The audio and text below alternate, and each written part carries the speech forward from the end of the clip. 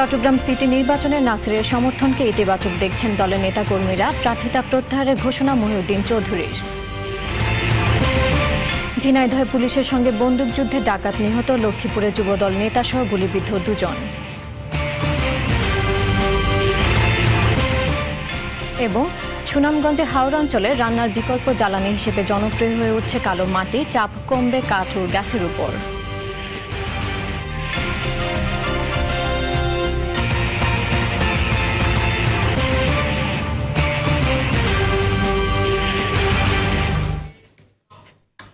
আসসালামু আলাইকুম, স্বাগত আরটিভি জেলা সংবাদে। আপনাদের সঙ্গে আছি আমি Nira Ferdous. Premium drinking water, শুরু হোক বিশুদ্ধতায়। প্রধানমন্ত্রীর নির্দেশে চট্টগ্রাম সিটি কর্পোরেশন নির্বাচনে মেয়র পদে প্রার্থিতা প্রত্যাহারের ঘোষণা দিয়েছেন সাবেক মেয়র এবিএম মহিউদ্দিন চৌধুরী। একই সঙ্গে দল সমর্থিত প্রার্থীর পক্ষে কাজ করার কথা জানিয়েছেন তিনি। অন্যদিকে এই পদে নগর আওয়ামী লীগের সাধারণ সম্পাদক আজম নাসির উদ্দিনকে দলের পক্ষ থেকে সমর্থন দেওয়ায় ইতিবাচক মনোভাব জানিয়েছেন নেতাকর্মীরা। চট্টগ্রাম থেকে কাজী মঞ্জুরুল ইসলামের তথ্যচিত্র জানাচ্ছেন নোমান শিবলি। চট্টগ্রাম সিটি কর্পোরেশন নির্বাচনে সমর্থিত মেয়র প্রার্থী হতে দলের মনোনয়ন প্রত্যাশী ছিলেন সাবেক মেয়র এবিএম মহিউদ্দিন চৌধুরী, নগর আওয়ামী লীগের সাধারণ সম্পাদক আজম নাসির উদ্দিন এবং কোষাধ্যক্ষ আব্দুল সালাম। সব জল্পনা কল্পনার অবসান ঘটিয়ে শুক্রবার রাতে আওয়ামী লীগের পক্ষ থেকে আজম নাসিরকে মেয়র প্রার্থী হিসেবে সমর্থন দেওয়া হয়। দলের এমন কেন্দ্রীয় সিদ্ধান্তে নাগরিক কমিটির ব্যানারে মেয়র প্রার্থীতা থেকে সরে দাঁড়ানোর ঘোষণা দিয়েছেন সাবেক মেয়র। আমাদের পক্ষ থেকে আজম নাসিরকে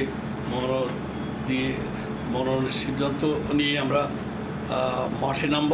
আর সমর্থন পাওয়া মেয়র প্রার্থী জানালেন চট্টগ্রামকে বিশ্বমানের নগরী হিসেবে গড়ে তোলা হবে। এই মনোনয়নের মাধ্যমে এবং ভোটারদের কাছে যাব, ভোটারদের ম্যান্ডেট নিয়ে, ভোটারদের সমর্থন নিয়ে আল্লাহ রাব্বুল আলামিন যদি আমাকে কামিয়াব করেন, তাহলেই আমার যে প্রত্যাশা ছিল জনগণের সর্বস্তরের জনগণের কল্যাণ সাধন করা, সেটা আমি সততার সাথে এবং বিশ্বস্ততার সাথে আমি সেটা বাস্তবায়ন করব। দলের এমন সিদ্ধান্ত মেনে নিয়েছেন নেতাকর্মীরা। সব নেতাদের সাথে আলাপ আলোচনা করে সিদ্ধান্ত করে আমার নেত্রী সিদ্ধান্ত দিয়েছেন যেন আজম নাসির উদ্দিনকে মেয়র পদে। তো সেক্ষেত্রে মেয়র নির্বাচনে আমরা আজম নাসির সাহেবকে আমরা জয়যুক্ত করব। জননেত্রী শেখ হাসিনা যে সিদ্ধান্ত দিয়েছেন, সে সিদ্ধান্ত চট্টগ্রাম মহানগর আওয়ামী লীগ, চট্টগ্রাম উত্তর দক্ষিণ এবারে ঐক্যবদ্ধ। নেতাকর্মীরা জানিয়েছেন নির্বাচনে দলীয় সমর্থিত প্রার্থীর পক্ষে আওয়ামী লীগ ও সহযোগী সংগঠনগুলো এক হয়ে কাজ করবে। নোমান শিবলি, আরটিভি। বেগম খালেদা জিয়া রাজনৈতিক কোমায় আছেন, এ মন্তব্য করেছেন নৌমন্ত্রী শাহজাহান খান। সকালে চট্টগ্রামে এক অনুষ্ঠান শেষে সাংবাদিকদের সঙ্গে তিনি কথা বলেন। এ সময় তিনি বলেন, রাজনৈতিক এ কোমা থেকে বেরিয়ে আসার একমাত্র পথ হচ্ছে গণতন্ত্রের পথে নির্বাচনে অংশ নেওয়া। সিটি কর্পোরেশন নির্বাচনে অংশ নিয়ে বিএনপি তাদের বর্তমানে যে অবস্থা আছে তা থেকে বেরিয়ে আসতে পারে বলে মন্তব্য করেন শাহজাহান খান।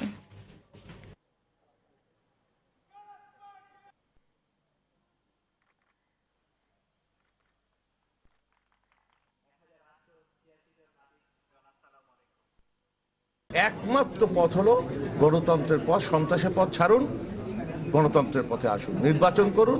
আমি বিশ্বাস করি একটা পরিবেশ আবার তাদের জন্য তৈরি হয়েছে তাদের বেরিয়ে আসার। সেটি হলো নির্বাচনে অংশগ্রহণ করে তারা তাদের এই বন্দিদশার থেকে বেরিয়ে আসতে পারে। বিএনপি সিটি কর্পোরেশন নির্বাচনে অংশ নিক আর না নিক, বেগম জিয়াকে পরিকল্পিত হত্যাকাণ্ডের মামলা থেকে ছাড় দেওয়া হবে না বলে জানিয়েছেন তথ্যমন্ত্রী হাসানুল হক ইনু। সকালে কুষ্টিয়ার মিরপুর উপজেলার তালবাড়িয়া এক অনুষ্ঠানে তিনি কথা বলেন। তিনি আরও বলেন, একই দেশ শেখ হাসিনা যে কাজটি করতে পারেন, বেগম খালেদা জিয়া তা পারলেন না। বেগম জিয়া দেশটাকে অন্ধকারে রেখেছিলেন আর শেখ হাসিনা আলোতে এনেছেন। বেগম খালেদা জিয়া এদেশের কথা চিন্তা না করে চুরি নিয়ে ব্যস্ত ছিলেন বলেও জানান মন্ত্রী।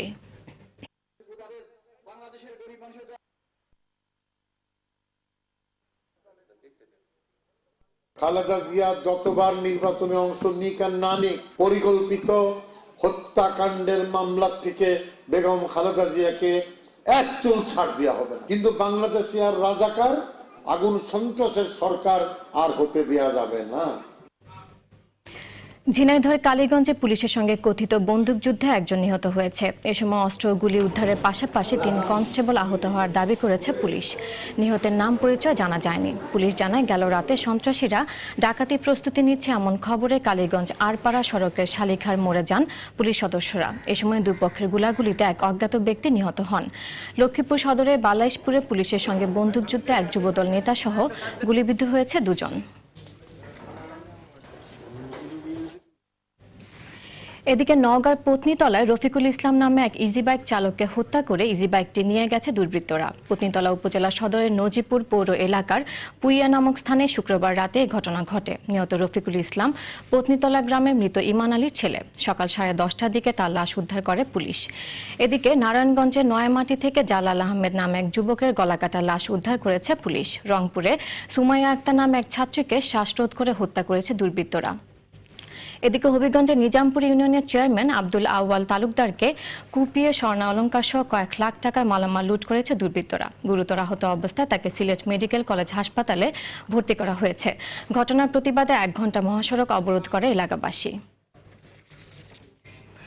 ময়মনসিংহের মুক্তাগাছা ট্রাক অটোরিকশার মুখোমুখি সংঘর্ষে 5 জন নিহত, 3 জন আহত হয়েছেন। তাদের মধ্যে ঘটনাস্থলে 2 জন ও হাসপাতালে নেওয়ার পথে আরও 2 জন এবং চিকিৎসাধীন অবস্থায় 1 জন মারা যান। ভোরে ময়মনসিংহ টাঙ্গাইল মহাসড়কের বাতকিরা মোড়ে ঘটনা ঘটে।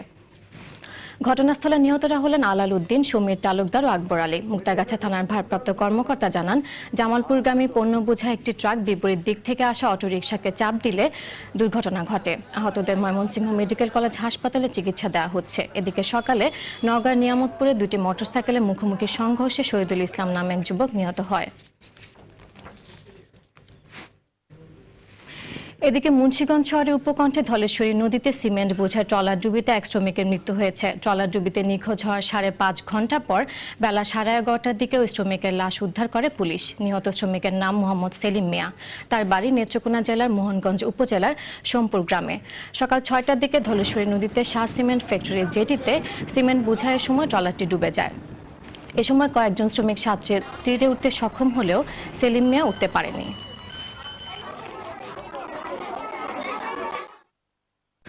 অপহৃত হওয়ার 10 দিন পর নেত্রকোনা লেঙ্গুরা সীমান্ত থেকে উদ্ধার হয়েছে ঢাকার পল্লবীর ব্যবসায়ী গাজী মুজিবুর রহমান মজনু। নেত্রকোনা ডিবি ও কমলকান্দা থানার পুলিশ শুক্রবার রাতে স্থানীয় কালাপানি পাহাড় থেকে তাকে উদ্ধার করে। এর আগে মোবাইল ট্র্যাকিংয়ের মাধ্যমে অপহরণকারী মাসুদ রানাকে গ্রেফতার করা হয়। তাকে জিজ্ঞাসাবাদে জানা যায়, পূর্ব পরিচয়ের সূত্র ধরে মজনুকে ঢাকা থেকে অপহরণ করে নেত্রকোনা নিয়ে আসা হয়। পরে তার কাছ থেকে 5 লাখ টাকা মুক্তিপণ দাবি করে অপহরণকারীরা। সাভারে আশুলিয়া আগুনে পুড়ে গেছে একটি তুলার গোডাউন সহ অন্তত 4টি বাড়ি। শুক্রবার গভীর রাতে আশুলিয়া শিমুলতলী এলাকায় এই ঘটনা ঘটে। খবর পেয়ে সাভার, আশুলিয়া, ধামরাই, গাজীপুর ও টঙ্গী ফায়ার সার্ভিসের 7টি ইউনিট ভোরে আগুন নিয়ন্ত্রণে আনে। এ ঘটনায় ব্যাপক ক্ষয়ক্ষতি হয়েছে বলে জানিয়েছেন সংশ্লিষ্টরা। তবে আগুনের সূত্রপাত সম্পর্কে কিছু জানা যায়নি। এদিকে শরীয়তপুরের গসাইরহাটের নলমুড়ি গ্রামে আগুন লেগে 10টি ঘর পুড়ে ছাই হয়ে গেছে।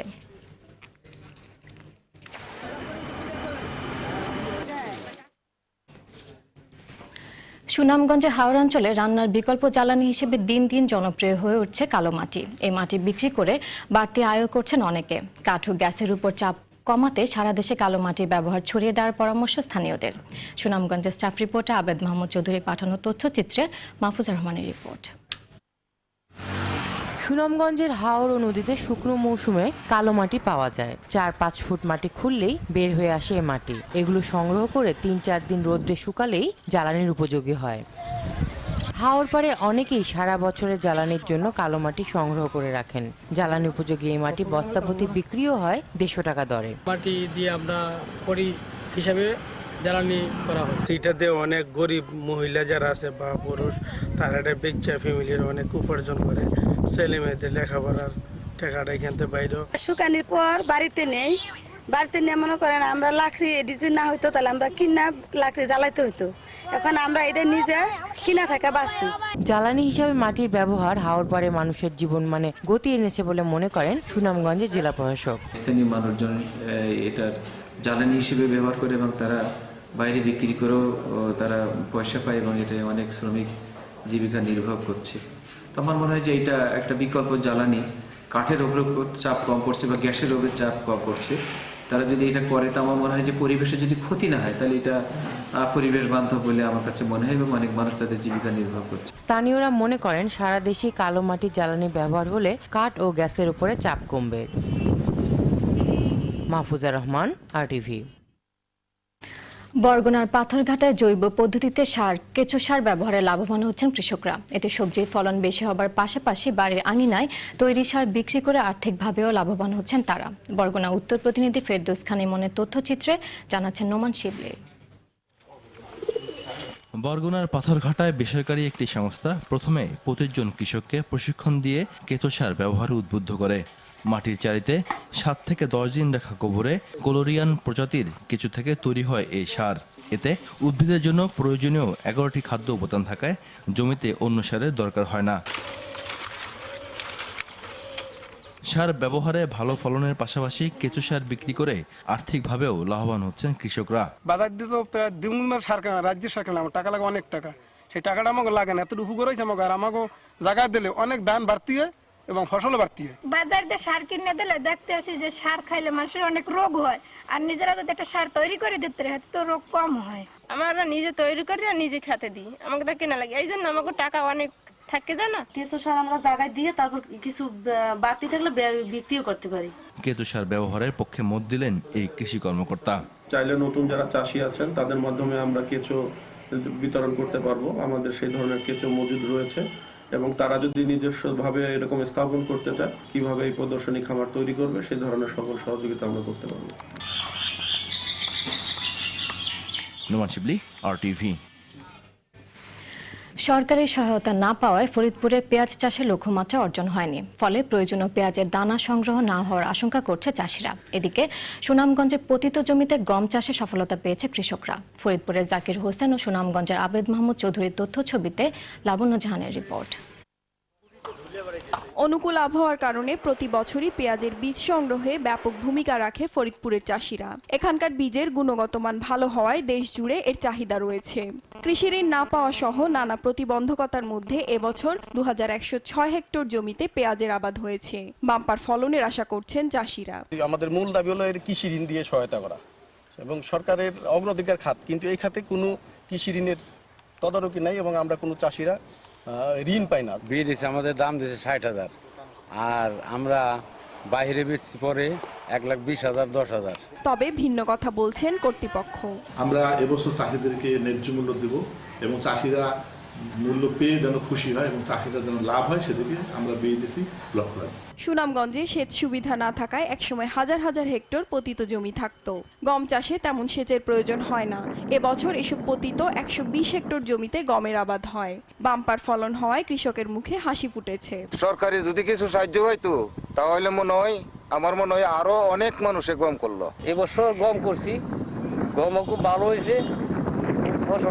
জেলায় গম চাষের উজ্জ্বল সম্ভাবনার কথা বলছে কৃষি বিভাগ। সেচের অপ্রতুলতার কারণে গম চাষে